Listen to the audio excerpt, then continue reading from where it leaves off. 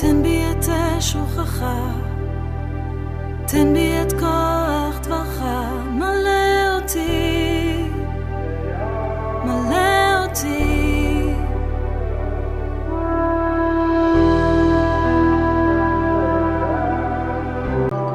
תן בי את שוכך, תן בי את כוח דברך. Shalom. Au-delà de nos connaissances, de notre expérience théologique, le monde d'aujourd'hui, en ce temps de la fin des temps, a besoin d'un message. Un message qui donne la vie, un message qui change l'âme, un message qui donne l'espérance de l'éternité. Ce message est pour les non-croyants, mais c'est aussi un message qui concerne nos assemblées ou encore nos églises qui s'est éloignées carrément de la parole de la vérité, qui est tombée ou plongée profondément dans l'apostasie. Et ce message n'est pas un autre message si ce n'est que la repentance. La repentance, beaucoup diront ou beaucoup croient que la repentance, c'est un simple message, puisque c'est un enseignement fondamental parmi tant d'autres qui sont cités dans le livre des Hébreux, chapitre 6. Exactement, la repentance est le socle de la vie d'un croyant. La repentance est une arme puissante pour notre salut. L'apôtre Paul nous dit dans le livre des Galates, chapitre 5, il dit « Ceux qui commettent tel péché n'hériteront point le royaume des cieux. » Et le Messie lui-même, dans le livre de Révélation ou Apocalypse, chapitre 19, nous dit aussi que le sort de ceux qui pratiquent le mensonge, l'idolâtrie et tant d'autres péchés cités, c'est la privation du royaume des cieux. Et nous comprenons que le péché n'a que pour salaire la mort. Or, cette mort est vaincue par notre repentance. Quand nous nous repentons devant le Tout-Puissant, il nous pardonne et il nous justifie. La repentance est le message de ce temps de la fin. La repentance est le message qui doit réveiller le cœur de ceux qui dorment dans le péché et le cœur de ceux qui sont perdus, qui ont même abandonné leur foi. Mais ce n'est pas une repentance où les gens viennent par peur, parce qu'il y a tel événement, parce qu'il y a tel mouvement. Non, une repentance sincère que l'homme se donne ce courage d'avouer, de comprendre que je suis pécheur et que le Tout-Puissant, celui qui a créé les cieux et la terre, il existe et il a envoyé son Fils, le Messie Yeshua, appelé Jésus-Christ de Nazareth, pour mourir sur le bois pour moi, et le Père lui-même l'a ressuscité pour que moi, misérable pécheur, que je puisse avoir la vie éternelle. Le monde que je suis en train de voir passera. Et tout ce qui est dans ce monde passeront. Mais il y a une vie qui vient. C'est cette vie que le Messie vient avec pour donner la vie de paix, shalom, avec tous ceux qui régneront avec lui.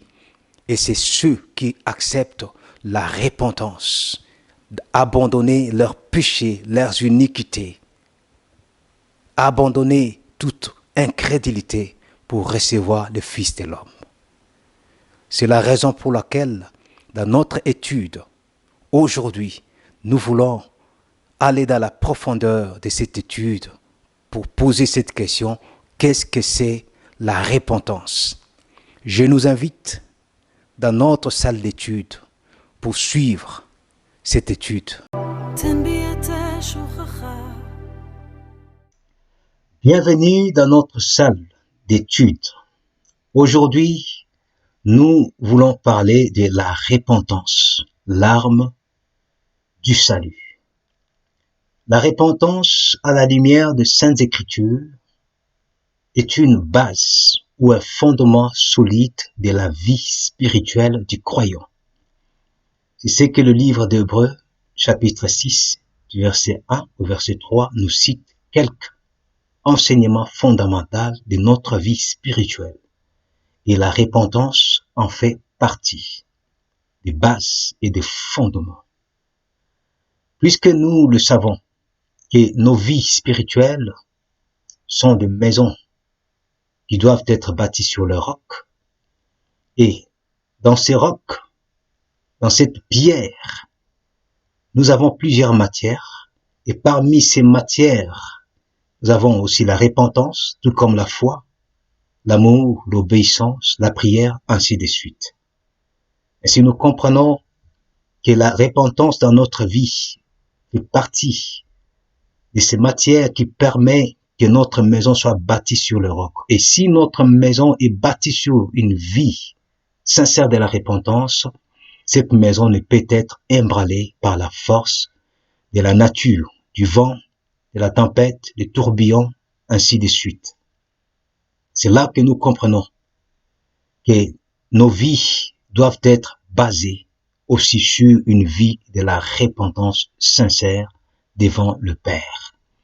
C'est-à-dire une vraie repentance qui est le retour complet de l'esprit, de l'âme et du corps du pécheur ou encore du coupable à la justice de Yahvé notre Père. Ainsi le Messie dit dans Matthieu chapitre 7, verset 24, celui qui entend ces paroles et qui le met en pratique, il est comme une maison qui est fondée sur le roc, tel que nous voyons dans cette image. Si nous mettons en pratique une vie de la repentance, tout comme une vie de la sanctification, sachant que notre vie, notre maison, est une maison qui est bâtie sur le roc. Et cette repentance que nous vous présentons est une force aussi inébranlable, c'est-à-dire une force que personne ne peut ébranler. Et cette force inébranlable que nous obtenons par la repentance nous octroie ou nous accorde la justice du Tout-Puissant, la vie éternelle devant notre Père. À cause de quoi? À cause du pardon. Parce que par la repentance sincère, nous obtenons le pardon du Tout-Puissant, le Saint Créateur. Et quand nous obtenons le pardon du Tout-Puissant, le Saint Créateur, il y a cette force inébranlable qui se libère par la puissance du pardon que nous obtenons par la repentance pour nous accorder la justice là où l'injustice s'était établie. Ainsi, nous recevons la restauration du Père par la repentance sincère. La parole nous dit dans Proverbe 28, 13, celui qui cache ses transgressions ne prospère point, mais celui qui les avoue et les délaisse obtient miséricorde. Nous obtenons miséricorde, grâce, bonté du Tout-Puissant par la repentance, c'est-à-dire la force inébranlable que nous obtenons du Tout-Puissant. Et au travers de cette étude, nous vous ramenons à comprendre quelques notions de la repentance à retenir et à garder dans nos cœurs, car ces notions sont si importantes pour nous de le savoir. Beaucoup ont minimisé le thème de la repentance, beaucoup ont méprisé le thème de la repentance, cherchant des enseignements un peu plus hauts, oubliant que la repentance est le fondement, fait partie des fondements des enseignements du royaume des cieux. Voici la première notion. La repentance est la clé du renouvellement. Rien dans la vie d'une personne peut être renouvelé s'il n'y a pas la repentance. Quand un homme vit dans le péché et cherche que sa vie soit renouvelée dans toutes les dimensions possibles, spirituelles, physiques et matérielles, obligatoirement, il faut passer par la repentance qui est la clé du renouvellement. Matthieu chapitre 3, verset 2. La repentance est le fondement d'une nouvelle vie. Pour changer de vie, changer de camp, du royaume des ténèbres au royaume des lumières de son Fils bien-aimé, obligatoirement, nous avons besoin de la repentance qui est le fondement d'une nouvelle vie. Nous pouvons lire dans le livre de Zacharie chapitre 1 verset 3. La repentance est la porte d'un réveil spirituel. Nous avons Éphésiens 5, 14. Beaucoup ont parlé des réveils spirituels. À cause des miracles, à cause de chasser les démons, à cause des prodiges. Mais est-ce qu'il y a eu des conversions? S'il y a eu des conversions, c'est vrai. C'est un réveil où on réveille de quelqu'un, on réveille, des personnes qui se sont endormies dans le péché, qui se sont éloignées de la vérité. Mais s'il n'y a pas les retours à la justice, les retours à la vérité, il n'y a pas de réveil. Pour qu'il puisse y avoir les retours à la vérité, les retours à la justice, ces personnes doivent reconnaître leur errance, leurs péchés, leurs iniquités, entrer dans la repentance, se repentir pour revenir au Tout-Puissant. Ainsi, nous pouvons dire que c'est vraiment le réveil spirituel. Et ce réveil spirituel, la porte, ce n'est que la repentance. La repentance est la base d'une vraie délivrance. Des Chroniques, chapitre 7, verset 14, nous dit, « Voici le peuple sur qui est invoqué mon nom. S'il s'humilie, s'il m'invoque, s'il cherche ma face, je l'exaucerai des cieux. Je pardonnerai son péché et je guérirai son pays. » Ici, nous voyons le Tout-Puissant délivre un pays. Il pardonne, il guérit, il délivre un pays à cause de la repentance. Beaucoup aujourd'hui cherchent la délivrance parce qu'ils veulent se marier, parce qu'ils veulent devenir riches, parce qu'ils veulent trouver du travail, parce qu'ils veulent faire ceci ou cela. Mais en même temps, ils n'abandonnent pas leurs péchés. Et ils vont trouver des pasteurs qui vont prendre les offrandes, qui vont prendre les dîmes des pasteurs, des offrandes des pasteurs, des actions, des grâces des prophètes, ainsi de suite. Et ces pasteurs, ces prophètes ne prêcheront à aucun moment la repentance pour pousser ces peuples qui vivent dans les péchés à abandonner leurs péchés pour être délivrés. Mais ils vont prendre de l'argent et prier pour ces gens, pour leur délivrance. Je peux nous dire, mes frères, mes sœurs, ou toute personne qui m'écoutera, il n'y a aucune vraie délivrance sans la repentance. Car la délivrance commence d'abord dans l'âme. C'est spirituel. Quand la personne reconnaît son péché, reconnaît ses fautes, c'est alors le Père le délivre de ses iniquités, de ses souillures, de ses condamnations. La personne a la délivrance au niveau spirituel et cela se manifestera sur le plan physique, matériel, dans la vie personnelle, professionnelle, matérielle, ainsi de suite. Donc la base d'une vraie délivrance, c'est la vraie repentance. La repentance est le socle d'une vraie et parfaite réforme. Le réforme, nous avons entendu parler des réformes. Beaucoup de gens sont venus pour réformer. Ok, je n'en disconviens pas. Le livre de 2 Rois, chapitre 23, verset 24 au verset 30, nous parle d'un roi qui avait apporté des réformes au milieu du peuple d'Israël.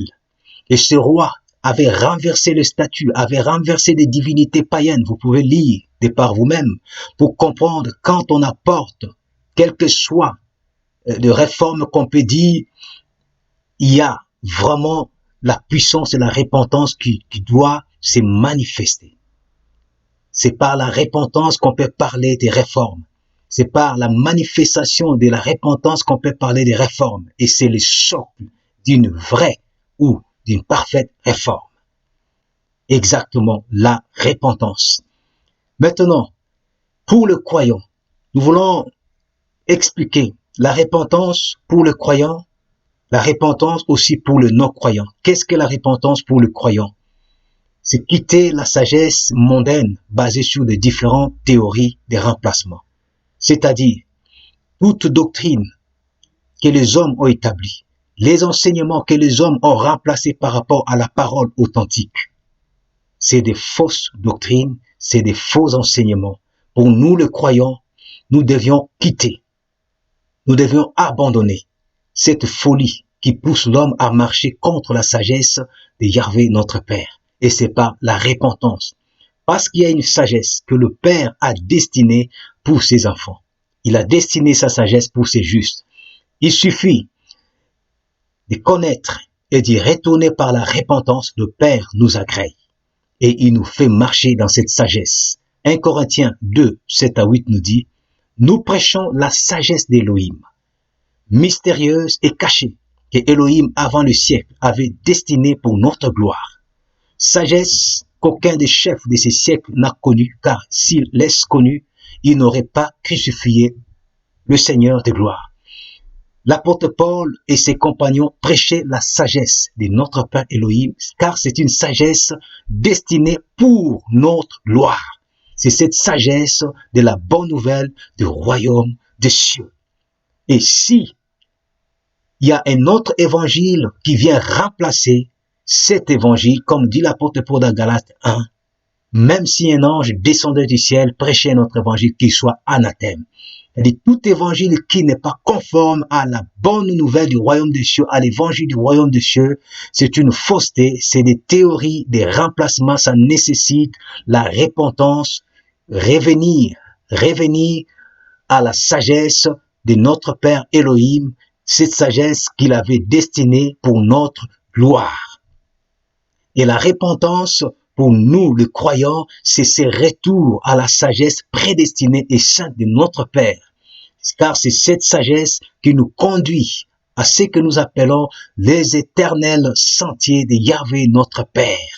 Pour mieux connaître les éternels sentiers de Yahvé notre Père, chers frères et sœurs, chers amis, je nous invite à vous procurer gratuitement de notre brochure sur le retour aux éternels sentiers. Procurez-vous de cette brochure qui vous aidera à connaître et à comprendre qu'est-ce que c'est réellement les éternels sentiers.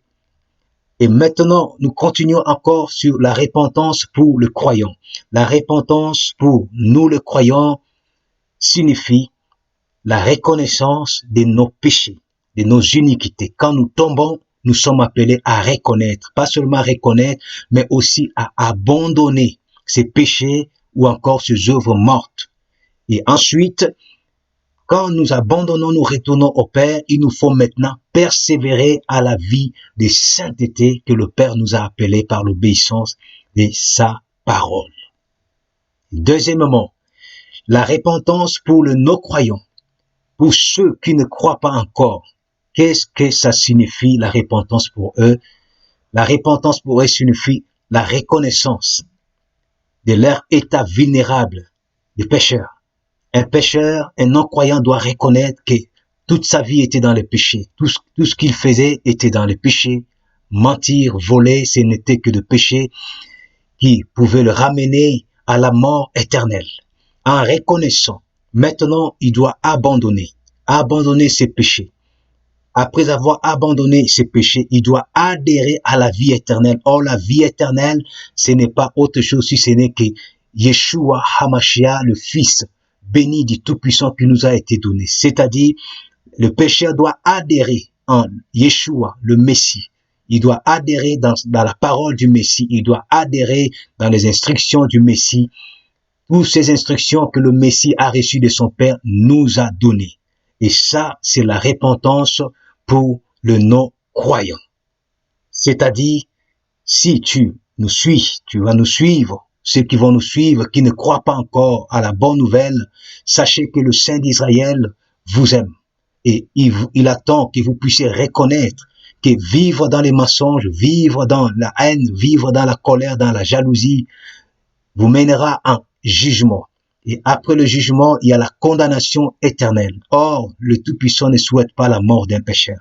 C'est que le Saint d'Israël souhaite que vous puissiez reconnaître vos erreurs, reconnaître vos péchés et que vous puissiez abandonner tous ces péchés et que vous venez en Yeshua, son Fils bien-aimé. C'est ça la vraie repentance devant le trône du Père et lui, il vous donnera la vie éternelle et il vous changera complètement au nom de son Fils, le Messie, Yeshua. Et nous avançons dans notre étude. Nous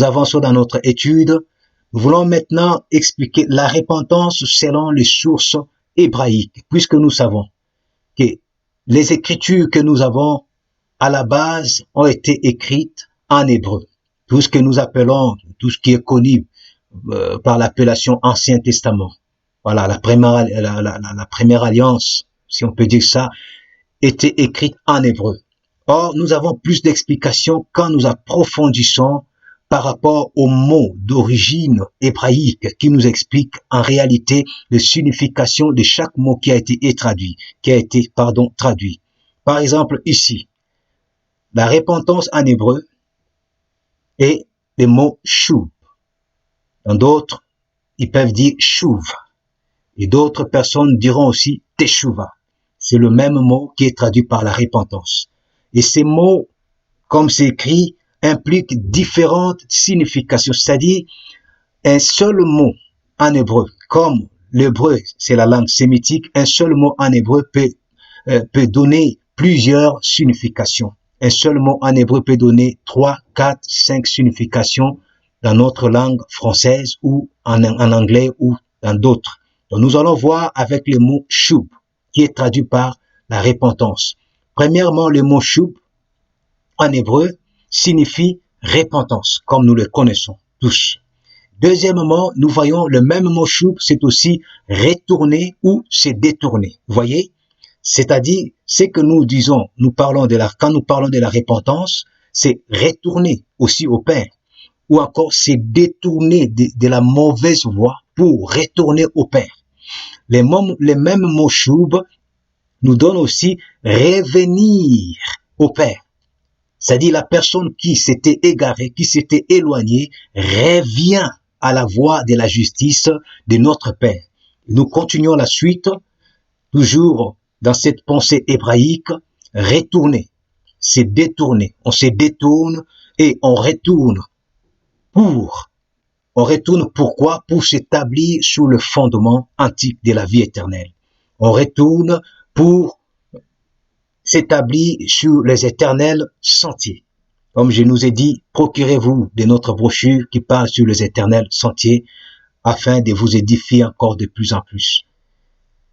Le livre de Jérémie chapitre 6, verset 16, qui nous parle sur les éternels sentiers ou encore traduit par les anciens sentiers, nous dit, ainsi parle Yahweh, placez-vous sur le chemin, regardez et demandez quels sont les anciens sentiers. En réalité, c'est les éternels sentiers. Quelle est la bonne voie? Marchez-y. Marchez-y, c'est-à-dire marchez sur les éternels sentiers qui est la bonne voie et vous trouverez les repos de vos âmes. Qu'est-ce que nous cherchons? C'est le repos de nos âmes. Et ces repos de nos âmes, nous ne pouvons le trouver que dans les éternels sentiers. Les éternels sentiers, là où nous trouvons la bonne voie du Tout-Puissant. Et c'est par la repentance. Quand nous quittons les sentiers de la perdition, nous retournons à notre Père. Le même mot shub en hébreu peut aussi se traduire par se convertir. Donc là, nous voyons que beaucoup vont prendre, par exemple, repentance. Il y en a d'autres qui peuvent prendre détourner, se détourner. Il y en a d'autres qui prendront se convertir. C'est-à-dire, les mots shub, c'est aussi se convertir, être changé, être transformé. Et ça nous explique encore un peu plus ici, pour comprendre que ce que nous appelons la repentance, c'est se convertir, c'est être changé, être transformé. La personne qui vivait dans le péché, qui va changer sa vie du péché à la vie de la sainteté, qui va changer sa vie de mensonge à se transformer à la vie de la vérité. Et ça, c'est la repentance selon la pensée biblique, selon la vérité de la parole.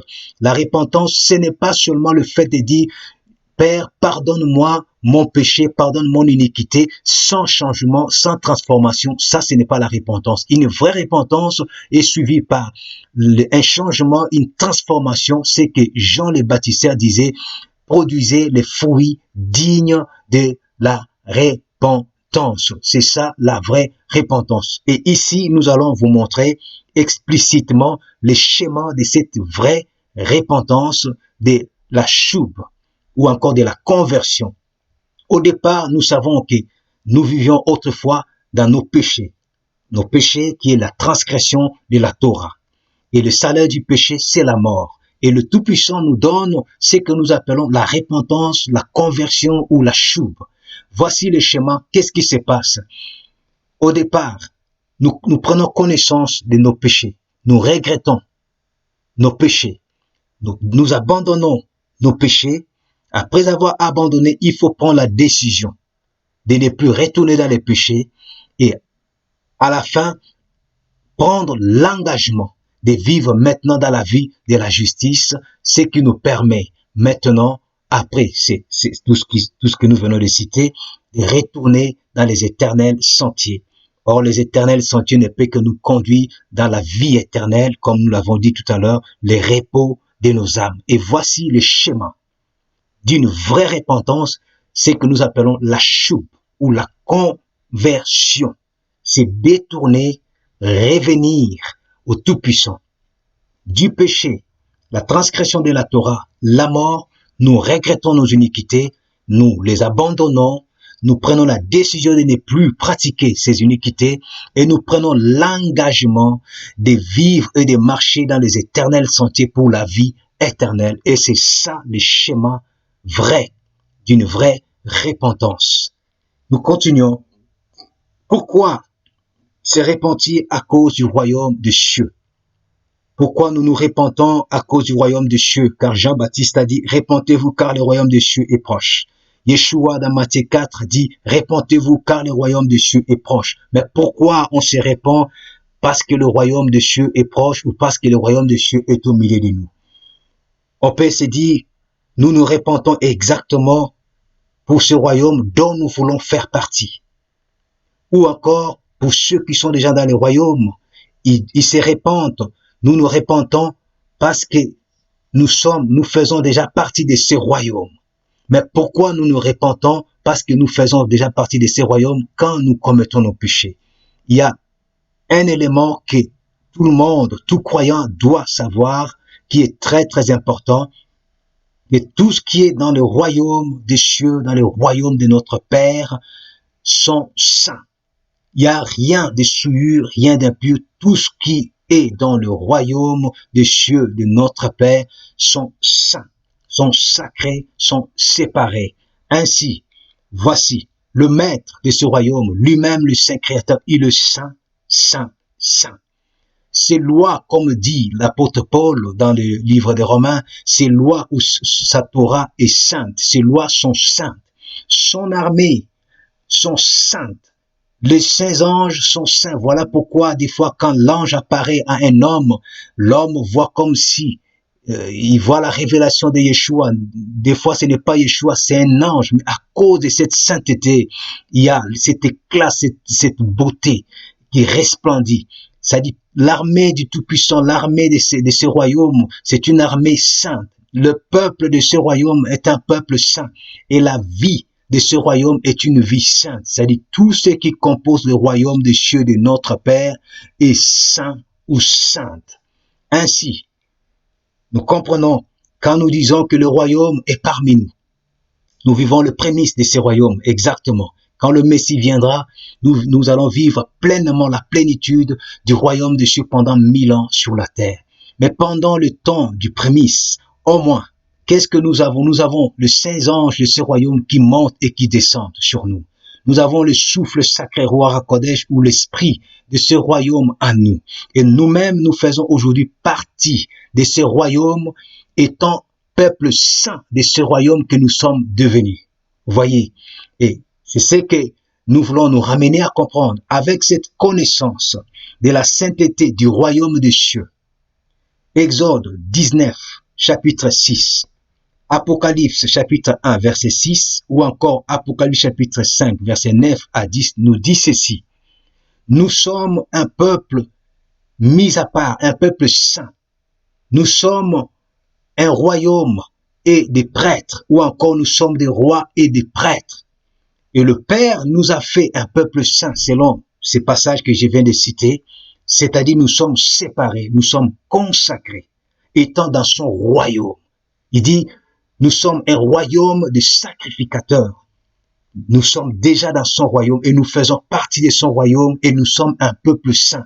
À cause de ces royaumes que nous faisons partie, nous devons comprendre et prendre connaissance et conscience de notre repentance à chaque fois que nous tombons dans n'importe quel péché, dans n'importe quelle faute, parce que le péché appartient au diable, les mensonges appartiennent au diable, les faux enseignements appartiennent au diable, la séduction appartient au diable.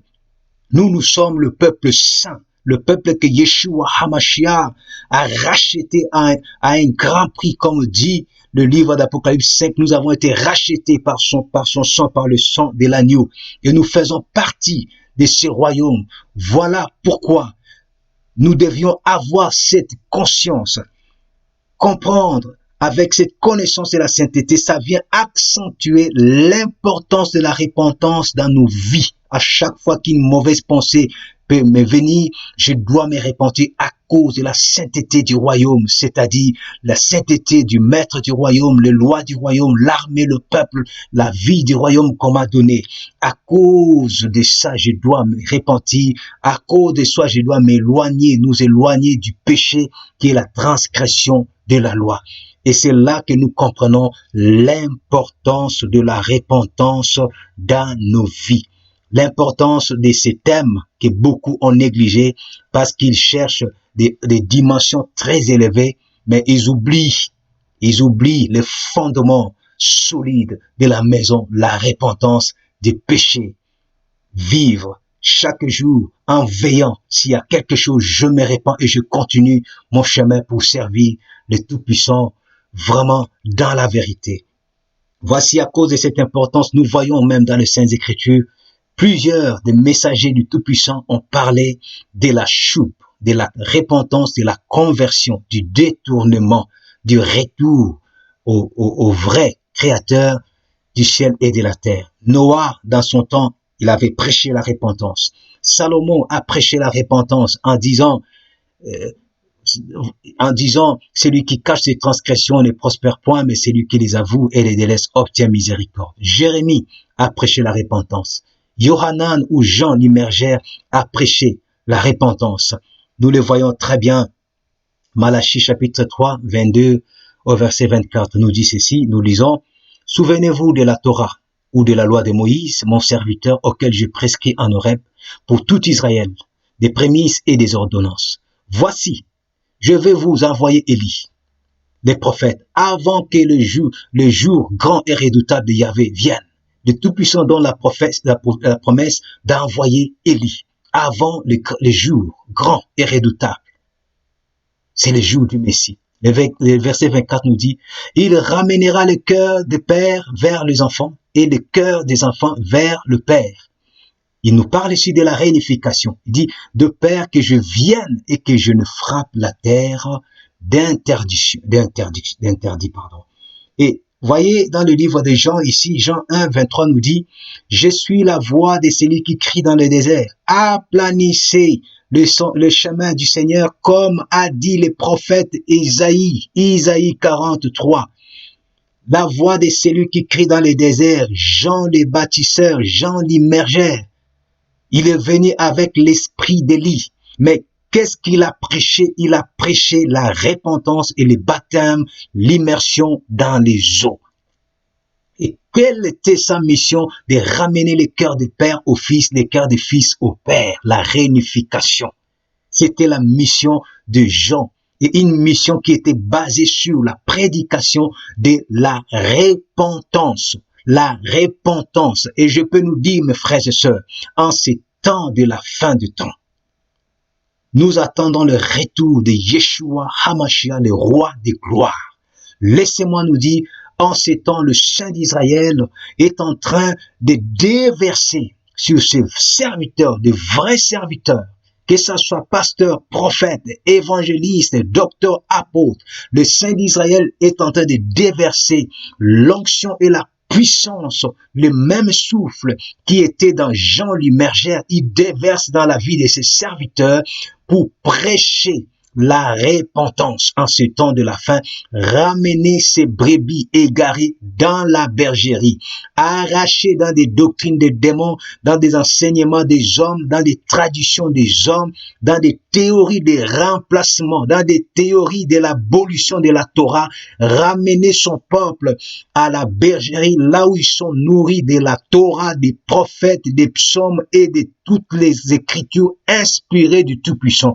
Nous sommes dans ces temps que les saints d'Israël déversent l'onction et la puissance qui était dans Jean l'immergeur pour toucher le cœur, briser le cœur incrédule par la puissance de la prédication de la repentance, pour que les pasteurs, même les évangélistes, les docteurs qui enseignaient des traditions des hommes puissent abandonner tout cela, retourner dans la parole, parce que nous savons que Yeshua revient bientôt. Il revient très bientôt. Et vous le savez, mes frères et sœurs, à 2014, le Père m'avait visité par une révélation puissante, et il me dira dans cette révélation, il faut prêcher la repentance. Il y a le verbe falloir qui oblige. Il me dit, il faut prêcher la repentance. Frères et sœurs, il est bienséant de prêcher cette parole, cette repentance, pour ramener tous ceux qui tombent déjà dans l'apostasie, tous ceux qui sont morts, à la vie, à la parole véritable, à la bonne nouvelle véritable du royaume des cieux, pour que les âmes soient sauvées, pour que les âmes retournent dans la bergerie, la seule bergerie d'Israël, là où nous retrouvons Juda et Éphraïm réunifiés, là où nous trouvons tous ceux qui sont adoptés dans la maison d'Israël. C'est par la puissance de la repentance. Que le Tout-Puissant vous bénisse. Étude, nous avons juste présenté c'est quoi la repentance. Nous avons défini c'est quoi la repentance pour le croyant, pour le non-croyant, et la pensée hébraïque de la repentance. Chers amis, je nous invite. Voici ce que vous voyez devant vous, c'est notre brochure qui parle du combat de la foi et les armes spirituelles. Dans cette brochure, nous parlons longuement de la repentance. Dans cette brochure, nous parlons aussi du péché. Nous expliquons les pouvoirs du péché et l'importance de la repentance. C'est très important que vous puissiez vous en procurer. C'est très important que vous puissiez lire cette brochure. Ne vous inquiétez pas. Cette brochure n'est pas à vendre. Cette brochure est gratuite. Vous pouvez vous en procurer gratuitement, et je sais que ça sera pour l'édification de vos âmes, de vos esprits, pour le royaume de notre Père. Et nous le distribuons gratuitement. Écrivez-nous seulement dans notre site www.les-messagers.net, ou encore par notre adresse mail lesmessagers7@gmail.com, ou encore par WhatsApp 0033 678 17 36 76. Merci d'avoir été avec nous dans cette étude. Que le Tout-Puissant vous bénisse abondamment. Si vous avez été béni par cette étude, n'hésitez pas de partager cette étude pour que les autres aussi puissent en bénéficier, et que vous participiez aussi dans l'évangélisation de la bonne nouvelle du royaume des cieux. N'hésitez surtout pas de poser toutes les questions que vous avez. Si vous n'êtes pas d'accord sur un point, exprimez-vous et nous nous expliquerons à la base des Saintes Écritures. Si vous avez des thèmes ou des passages qui vous semblent vraiment difficiles à comprendre, écrivez-nous dans notre adresse mail. Nous traiterons tous ces sujets et nous nous permettrons par la grâce du Tout-Puissant vous faire des vidéos pour vous expliquer selon la grâce que le Tout-Puissant nous donnera par la vertu de son souffle sacré, Ruach HaKodesh, son esprit. Que le Tout-Puissant vous bénisse et nous vous disons à la prochaine. Shalom.